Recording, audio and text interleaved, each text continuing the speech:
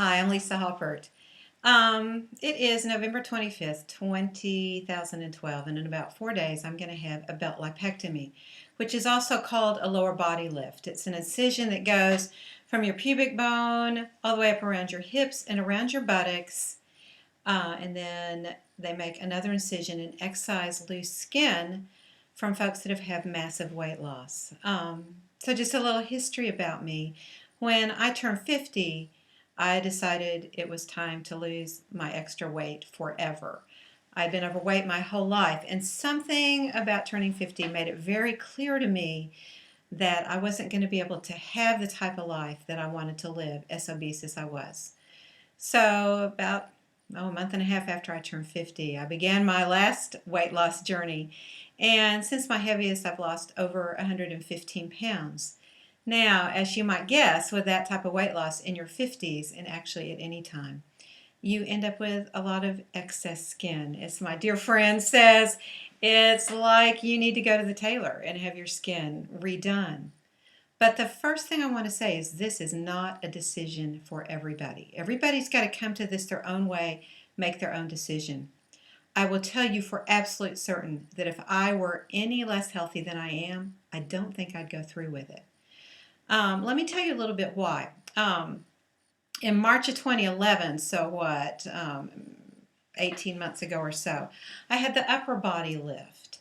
For some reason, for me, the upper body bothered me more than the lower body, partly because of running and the extra arm skin and things. And I could wear, the really tight compression tights when I ran, and the loose skin on my lower part didn't bother me so much. So I chose to have the upper body lift first. Um, and that included having an incision from under my arm to my elbows on both arms and breast lifts. I didn't have implants, but just, again, the excess of skin removed. And I'm going to go ahead and show you the scars.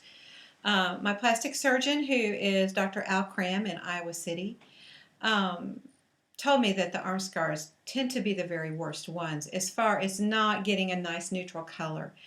So this is, a year and a half later, and these are the arm scars. And I just want you to be really clear, that they'll get a little better than this, but for me, that's kind of the color that they're going to be. Notice, too, for the massive weight loss patients, the scar actually goes down to right about there. It starts to fade in color under here.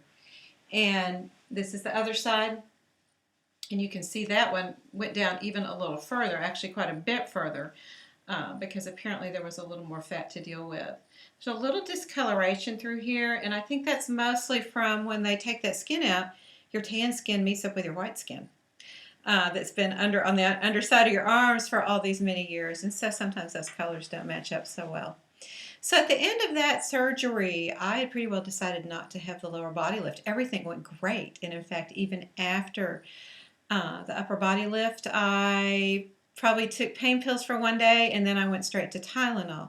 So my recovery was really good, but nevertheless, it's massive. The surgery was over 3 hours, and that's hard to recover from. It was several weeks before I was myself, and certainly more weeks than that until I was back to running and doing all the things that I did.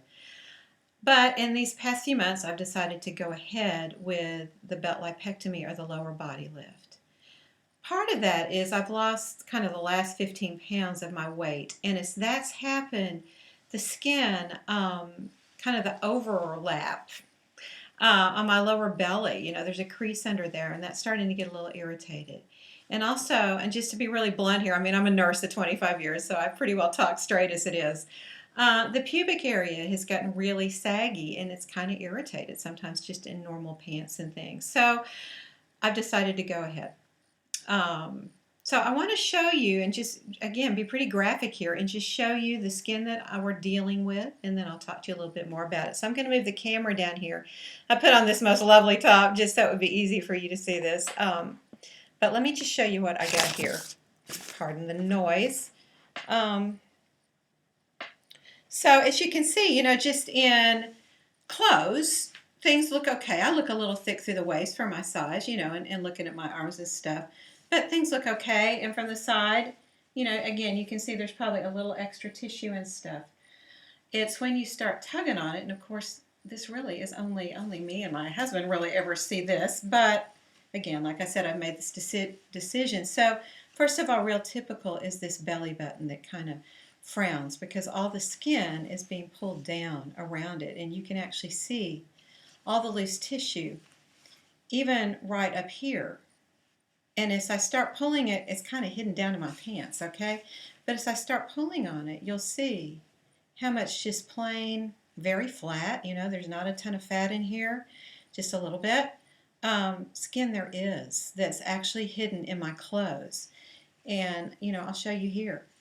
And I must say, at this point, I'm not really embarrassed about this. I'm so thrilled to have lost the weight. I would much rather be like this for the rest of my life and have the health I have. Here on the sides in particular, because I am pear-shaped, so there's a lot in my thighs. You can see this kind of massive amount of just loose skin.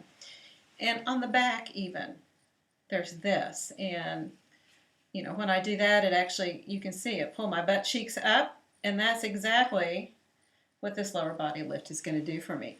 And oddly enough for me, magically, this kind of all goes back into my size 8 pants.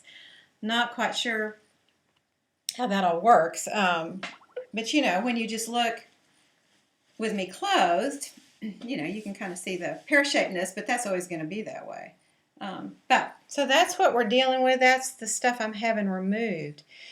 Now, I made some important decisions with my plastic surgeon, which was to not have quite as an extensive surgery as I could. One thing that the plastic surgeons will often do, especially for people who've had gastric bypass or previous abdominal surgeries, is they go into the deep layer of the abdominal and into the layer of the abdominal muscles below the fat and skin and sew those together so that you don't have hernias and things. Well, I don't need that. So that's going to be a little less surgery and save a little more time on the length of surgery. The other thing that I'm not interested in doing at this time, and it doesn't mean it wouldn't be right for you, but I don't want to have the liposuction on my thighs. Again, because I'm a nurse, there's pretty massive fluid shifts that can occur in the body. And you add liposuction to this when they put, as I understand it, a saline solution in and lipo out the fat. And there's even, the chance for more and greater fluid shift, plus it takes more time. And I'm just not interested. I'm mostly interested in having a good result, but I'm not interested in trying to look 30 or to have a shape that I was never meant to have. I tell people my little grandmother who was never overweight, she wore a 4 top and an 8 bottom. That's just how we're made. So I'm not going to have those extras. If at a later time I decide I want some work on my legs done, I would rather have that separate and not have such a long anesthesia. The other thing that I'm really kind of all about is that my surgeon uses another surgeon in the operating room with him, and that decreases the surgery time, which I think is really important. General anesthesia is just really hard on the body. So that's my introduction to you. Let me just also tell you that I am a weight loss and certified wellness coach. I'm certified through Well Coaches, and I have a coaching site called onceandforeverwellness.com, and this is not going to be on that, but I encourage you to go over there, and you can probably link through to this and just to check out what I offer over there. But the reason I want to tell you this is just so that this all becomes real. That not all of my clients or even all of you listening have massive amounts of weight to lose. If you lose 20, 30 pounds, even some people can lose 50, 60 more pounds and not have these skin issues. But if you lose a lot of weight, you are going to have excess skin. I mean, there's no way around it. You just are. There's nothing wrong in living with that. It is so much better than being unhealthy and then putting yourself at risk for all the diseases that go along with obesity. But for some of us, the decision's right, and so I want to demystify this process. I would love to share it with you as we go along. And so on Tuesday, which is the 28th, on Wednesday the 28th, I will be in Iowa City, Iowa. I'll be going to my surgeon. He'll be marking me. He draws on me the places that he wants to cut and how things line up and where he's going to excise my belly button. So he can pull it through the new skin and things like that. And so I would like to share with you those markings and a little bit of my thoughts on the night before surgery. And then I would like to come back to you after the surgery. I don't know quite how soon that will be, if it'll be 24, 48, 72 hours afterwards. I do know that I'll be in the hospital with this particular surgeon for 2 nights, and I'll give you more details on pain management and all those things later. So thank you for listening. I hope that in ways this helps you. Please leave comments below. Ask me questions. I'll be checking back at this and answering your questions as I can. Thank you so much, and I will talk to you in just a couple of days.